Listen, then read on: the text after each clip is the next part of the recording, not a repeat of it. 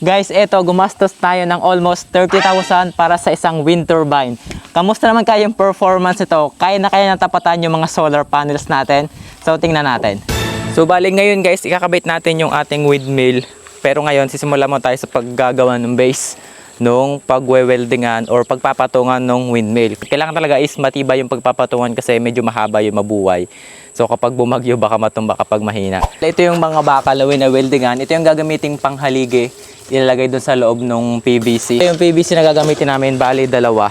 Pag nagpatong to, lampas na to doon sa bubong namin sa second floor. Dito kami nagbubutas, kaso yung pagbubutasan namin ay medyo matigas kasi may mga tiles pa. Sinemento kasi ito dati. Ito na yung nahukay natin kanina. Ito yung paglalagay natin ng PVC. Ito yung taas na yan, may mga semento yan, tapos may tiles. Tapos ang masama itong ilalim, may tambak pa rin ng mga bato at semento. Siguro mga isang araw, okay na itong hukay na to. Pero hindi to kayang tapusin maghapon yung buong windmill. Kasi kailangan mapatigasin yung semento sa poste. Whew. Lagyan natin siya ng flexible hose sa gitna para dito nilalagay yung wire. Kasi pangit naman kapag nakalabas. Yung ginamit nating flexible hose. Maliit lang siya. Ito guys, yung gagamitin natin pang tambak dun sa ilalim. Ito naman yung semento. Siguro kasya na yung 2 sakong semento para dito. Ito na yung hinalo nating semento. Ito naman guys, yung gagamitin nating wind generator or wind turbine dito. In-order ko siya sa China, sa Smarad. Nakita ko kasi yung mga video nila sa TikTok. So, tinignan ko. Tapos nag-message ako at binigyan nila sa atin yung link nito. So, in-order natin sa kanilang site. Yung price nito is 14,000 plus. Tapos ako na rin yung nagbayad sa customs. Nasa 400 plus lang yung customs. More than 14,000. Yung specs naman nito, wala nakalagay dito. Nakalagay sa label nila. Pero yung in-order ko is yung kanilang 1 kilowatt na wind turbine. Ganito siya kaliit. Tapos ito naman yung kanyang mga LSC yata o turbine. I don't know kung anong tawag dito. Kasi wala naman silang binigay na installation guide lang yung binigay nila. Madali naman siyang ikabit, yun nga lang specs talaga kung gusto mo ng mas technical, titingnan mo pa dun sa kanilang site sa pinagbilhan. So ikakabit natin siya. Medyo magaan lang naman siya. Ayan o. Ito yung kanyang generator. Medyo maliit lang. I don't know kung talaga makaka-generate ng 1 kilowatt. Pero siguro kapag lang yun, pag bumabagyo, kapag sobrang lakas ng wind. Pero in reality, kapag medyo kalmadong ganito, may konting hangin, nasa 200 watts lang siguro ito pababa. So try natin. I-assemble muna natin siya. Ito naman yung tornilyo. Ang wala lang ay wala silang alloy wrench. Kabit na natin yung kanyang mga arms. Walitig tatlo sa taas, 3 sa baba. Then ito naman, dito naman tayo sa kanyang mga turbine. And eto na guys, nakabit na natin yung kanyang mga aparato. Ito na siya. Medyo malaki din siya, no? Sobrang laki ng kanyang LC, tapos yung generator dito sa baba, yung may coil, ay maliit lang. Parang hindi mo talaga siya mapapagkama lang. 1 kilowatt. Bale, eto na guys, kakabit na natin siya. Ayan.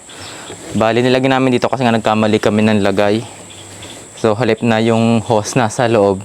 Ngayon, mapupunta sa labas. Kasi, sikip doon sa hose na lagay namin. Kaya dito namin sa gilid ilalagay. Kita nyo ba? Ayan, ganito yung itsura niya. Tataasan natin to.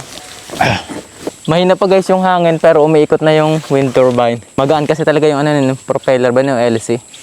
Kaya kahit mahina yung hangin, umiikot na. Nga lang, hindi natin alam kung meron ng power na napuproduce yun. So mamaya subukan natin sa multimeter kung meron yun. So naikabit na natin yung ating turbine sa taas. Nalagyan na rin natin ng PVC wire. Ang nangyari, dito namin nilagay sa gilid yung flexible hose kasi mali pala yung size na nilagay naming hose. Ang nilagay namin maliit. Yung wire pala na ginamit ko dito is basta 8mm squared yung natin dito. Ginamit na wire. So, makakapal. Kaya nangyari, naglagay tayo sa labas ng external na flexible hose. Nilagyan ko na rin itong hagdan kasi kapag bumabagyo, kailangan alisin yung natin, propeller. Kailangan i-stack siya kasi masisira kapag malakas yung hangin. Possible na masira yung ating wind turbine. Medyo muuga. Kaya siyang itigil since hina yung hangin. Ganito, pwede naman siyang manumanuhin. Maluwag kasi ata yung mga vertical axis na wind turbine. Malambot siya na para bang para talagang hindi siya mag-generate ng power kapag ganito kalambot. Diba dapat gumaganit yun? Tingnan natin yung kanyang power na na-generate or voltage. Pero mas better, i-set up muna natin yung ating battery at controller. Bale, eto na yung wire ng ating wind turbine galing dun sa taas. Tatlo siya, naka 3 phase at AC volts yung nilalabas niya. So, tatry natin siya sa ating controller ngayon. Ito yung binili ko, separate siya. Nasa, ano yata to? 7,000 or 2,000, ganon. Pwede siya sa solar panel, pwede rin sa wind turbine. Sa solar panel, kaya niya 1,000 watts. Sa wind turbine naman is 1,200 watts. May kasama na rin siyang dump load. Etong dump load, siya yung taga-tanggap ng sobrang power galing sa turbine. Kung yung turbine kasi bawal siyang mawala ng taga-receive ng power. Kapag full charge na yung battery, dapat continuous pa rin siyang magsusupply ng power. Kaya ito yung magtatanggap ng sobrang power na yon. Kapag wala to, possible na umikot ng sobra yung turbine at masira. So, kailangan natin ng dump load, pero make sure na kapit mo na yung ating battery. Try muna natin siya. Ito yung gagamitin kong battery. Ito is gel type lead acid. Ito muna yung binili ko kasi mas mura. Trial pa lang naman yung ating wind turbine. Hindi pa siya sigurado. Kaya dito muna tayo sa mumurahin. Hawag muna tayo sa mga lithium battery kasi masyadong mahal. Gagawin ko siyang 24 volt setup. Siya is naka 12 volts. Bali, isi-series natin siya para maging 24 volts. Connect ko yung negative ng isang battery. Ito. Tapos, dito naman yung isa. Connect na natin. Try naman natin test tong battery natin kung meron na tayong 24 volts battery setup. 25 volts. Okay na yung ating battery. And now, kabit naman natin yung ating dump load papunta dito sa ating controller. Actually, dapat maglagay pa tayo ng iba pang load. Pero wala na akong ilalagay. Dump load na lamang muna. So, yung negative ng dump load natin ay dito sa dulo. Nasa manual din naman to, yung mga polarity para ma-check nyo. Na-check ko na naman siya kanina. So, install na lang natin. Ito naman yung positive ng ating dump load. So, make sure na maikabit muna natin to bago yung ating battery. Nandiyan naman sa kanya. So, dump load muna yung mga load, tapos battery. And ito naman yung wire na gagamitin ko para dito sa ating battery to controller. So, medyo maliit na wire din yung ginamit ko ngayon since try pa lang natin to kung talagang magwo-work nga yung ating wind turbine. Hindi mo na ako gumastos ng malaki kasi yung wind turbine is mahal na. Kung gagastos pa ako dito sa mga gamit na to, hindi naman siya yata magwo-work. Masasayang lang. So, ito naman yung positive. Here naman yung negative natin. Siguro may spark to. Yun, meron. Okay na, naikabit na natin. So, yung battery is nasa 25.7 volts. Ito nga palang controller na to is pang 24 volts battery. I-install na natin yung ating 3-phase wire na wind turbine. Okay lang naman siya kahit magkabalik-baligtad since naka-AC naman siya. Kahit magbaligtaran yung kabit natin dito sa U, V at W, okay lang. Then guys, moment of truth. Ganyan kalakas yung ikot ng wind turbine. Tingnan natin kung gaano kalakas na power or voltage yung nandito sa ating multimeter. Eto, excited na ba kayo? 1, 2, 3. Ayan. Nasa 5.4 volts lang yung nabibigay ng wind turbine. Sobrang hina. Napaka-useless. Yung battery natin is 24 volts. Pero yung voltage na nabibigay is nasa 4 to 5 volts lang. Sobrang hina. Hindi ko alam kung siguro dahil mahina yung ikot talaga ng wind turbine. Pero mukhang mabilis naman or talagang may problem. Actually, medyo okay din naman tong wind turbine na to kasi sensitive din siya sa voltage. Kumbaga, kahit konting ikot mo lang ng kamay, may voltage na agad, minsan nasa 0.2, ganon.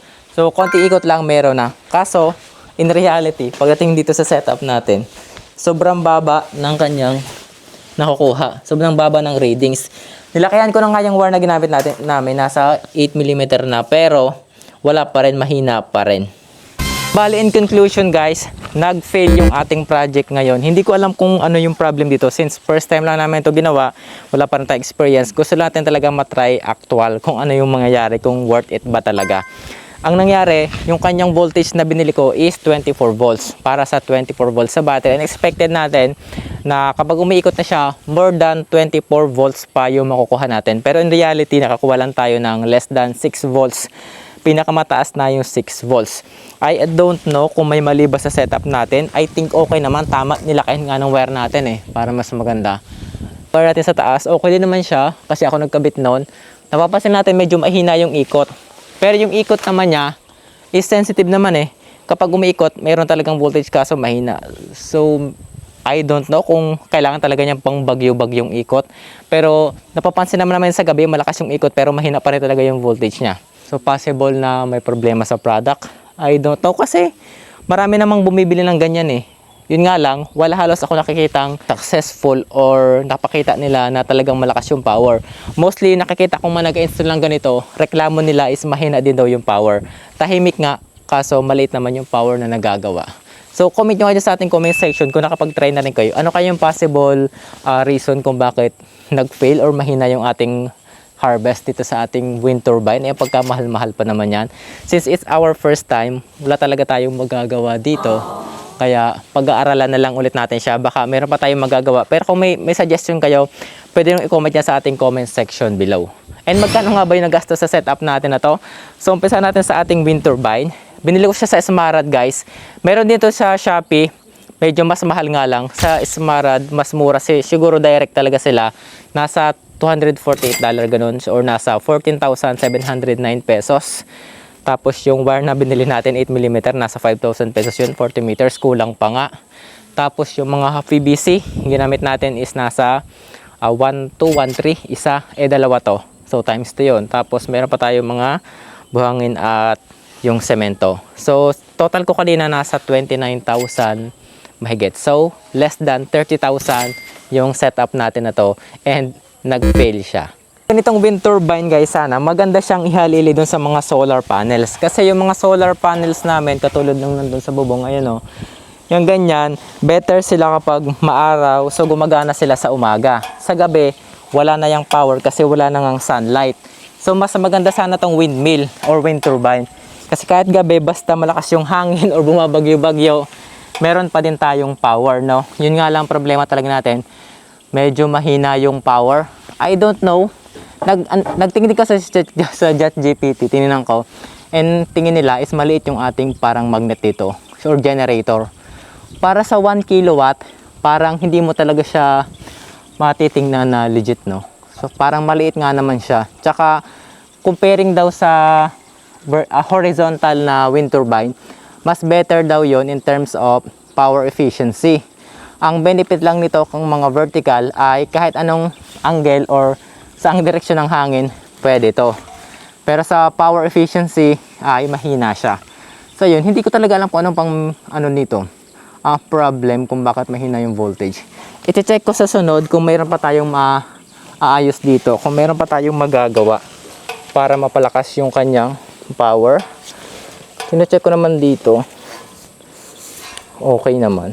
Siguro dahil talaga to sa mahina yung wind, no? Kailangan talaga siguro nito is bagyo-bagyo. So sa next video, try natin kapag bumabagyo na kung malakas na nga yung power na mabibigay nito.